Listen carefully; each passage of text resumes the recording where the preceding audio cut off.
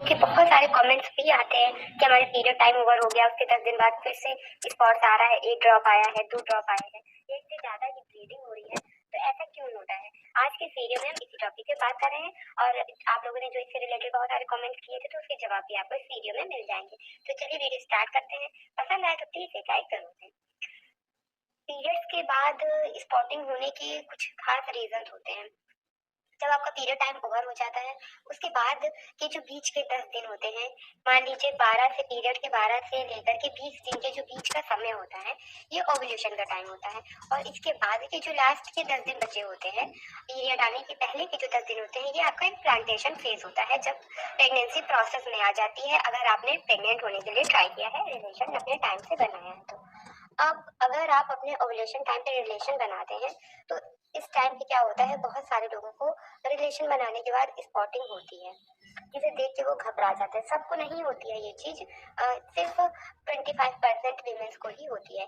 Ovulation time पे जब वो रिलेशन अपने बनाते हैं, जब स्पेशली जब उनका ओव्यूलेशन टाइम पीक पे होता है और जब वो रिलेशन बनाते हैं तो उस टाइम कई बार रिलेशन बनाने के बाद वो देखते हैं कि उनको स्पॉटिंग आई थी। इससे रिलेटेड कई कमेंट्स भी आए, तो मैंने उनसे ये पूछा भी कि क्या उन्होंने रिलेशन बनाया था, जरा उन्होंने कहा यस मैम, इस वजह से उनकी ये स्पॉटिंग होती है। तो अगर आप भी चेक करिए, अगर आपको पीरियड के कुछ दिन बाद, 10 दिन बाद, 15 दिन बाद फिर से स्पॉटिंग हुई है, तो आप अपने वो टाइम ड्यूरेशन चेक करिए कि क्या आपने उस समय रिलेशन बनाया था, क्या वो आपका ओव्यूलेशन टाइम चल रहा है। क्योंकि ऐसा इसलिए होता है कि ओव्यूलेशन के टाइम पे जो सर्विक्स है ना, वो थोड़ी सी सॉफ्ट हो जाती है, ऊपर की तरफ उठ जाती है। तो उसके सॉफ्ट होने की वजह से जब रिलेशन बनता है, उस पर प्रेशर पड़ता है, तो कुछ लोगों को स्पॉटिंग स्टार्ट हो जाती है। तो इस वजह से स्पॉटिंग पीरियड्स के बाद आती है और लोग हड़बड़ा जाते हैं, परेशान हो जाते हैं कि क्या हमें कोई बीमारी हो रही है, फिर से पीरियड्स अभी तो कंप्लीट हो गया, अब इसके बाद क्यों स्पॉटिंग हो रही है। तो मेन रीजन इसका यही होता है कि अगर पीरियड्स के कुछ ही दिन बाद अगर आपको ड्रॉप्स आ रहे हैं, 2 ड्रॉप्स, 3 ड्रॉप्स आ रहे हैं, या ब्लीडिंग हो रही है लेकिन थोड़ी बहुत है, हल्की फुल्की है। लेकिन एक चीज मैं और कहना चाहूंगी, अगर आपको ब्लीडिंग ज्यादा हो रही है, 1 दिन हो गए, 2 दिन हो गए, और अगर आपको उसमें पैड्स की जरूरत पड़ रही है, तो फिर ये ओव्यूलेशन स्पॉटिंग नहीं हो सकती। इसका रीजन कुछ और भी हो सकता है। और साथ ही अगर आपको दर्द है, जलन है, खुजली है, तो फिर आपको देर नहीं करनी चाहिए, आपको डॉक्टर से जरूर कंसल्ट कर लेना चाहिए। या फिर कुछ घरेलू उपाय हैं जिससे वजाइना की और वो वीडियो देख करके भी इस प्रॉब्लम को ठीक कर सकते हैं। लेकिन अगर ब्लीडिंग हो रही है बहुत ज्यादा है, तो फिर इसमें आपको देर नहीं करनी चाहिए।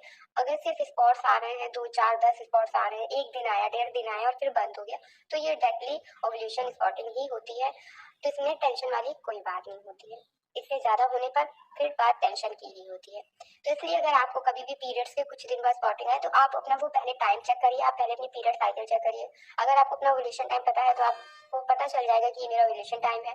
और दूसरी बात कि अगर आपने उस टाइम पे रिलेशन बनाया है, उसके बाद वो स्पॉटिंग हो रही है, तो जाहिर सी बात है कि वो स्पॉटिंग ओव्यूलेशन स्पॉटिंग है, आपका ओव्यूलेशन टाइम है, इस वजह से वो स्पॉटिंग हो रही है।